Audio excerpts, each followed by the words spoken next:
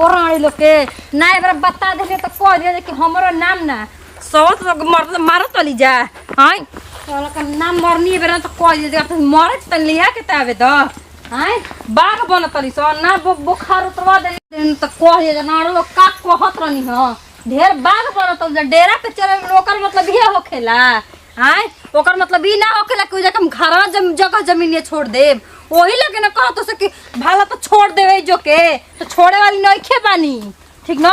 जा तने अपन मर तन लेके आवे दो राणो लोग सोत लोग के ना हिल केने बानी जी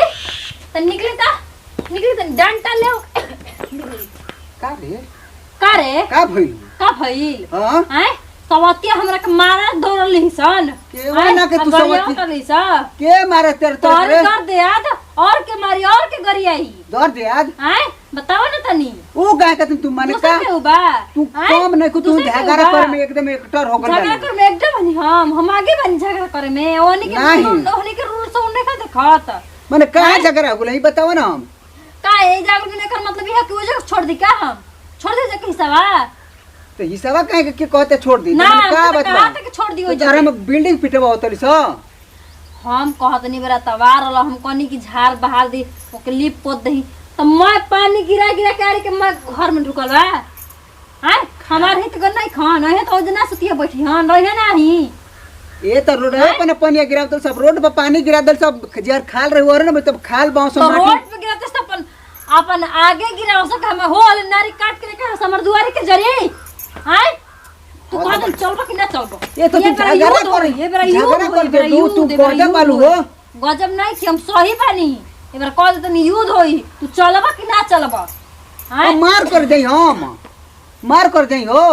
तोरे सन मरस मौगा मरस से नाम परेशान बानी अन तो सवतियन सन के हमर मजल रखे मार के छु दे है खाला बात और ने पानी दे जाए तो 40 से माटी भरवा दे कपार भर ओकर बाद रोड में पानी बाप के हनी के जमीन है जैसे हम रोड में पानी गिरावत है काहे के त अपन आगे गिराव सा अपन आगे काट के हमरे आगे गिरई है सा हैं हम अपन तो बात के समझत नहीं तोरा से आलूक बनी दोगला तोरा से हालुक बनी ठीक ना अबे हम मन की तू ना जीबे ना तू चलबे कि ना चलबे चल कहत तू तू मान जा बतिया चूड़ी पहन के घर दोगला चूड़ी पहन के घरे बैठ ठीक ना हम जाता नहीं ठीक ना बैठ चूड़ी पहन कहां जाता तू हद भी मेहरा रे भैया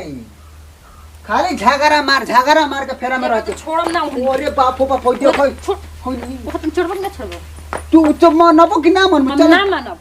हम मनबे ना करब जब हम कपार फाड़ब ना खून देखब ना तो हम मानब ना हमारा फरोला के सोच को हो जाई कत हमारा के हमारा लड़ाई ना घर लाठी छीनला से हमर कुछ हो जाई ना जाई तू पहले ना जब पहले तोरे में गलती करी हम कहत नहीं भरवा दे कपार भर तो कहत तू बोलम ना को के घर ठाई दी हस काई ठीक दे ना हम कहत चल ना तू घरवा में तू चल घर में देबे ना एकदम हमारा के परेशान कर दे केस को ध्यान से रे मार हमरो के चलू काय कति मर गया हम चल घर में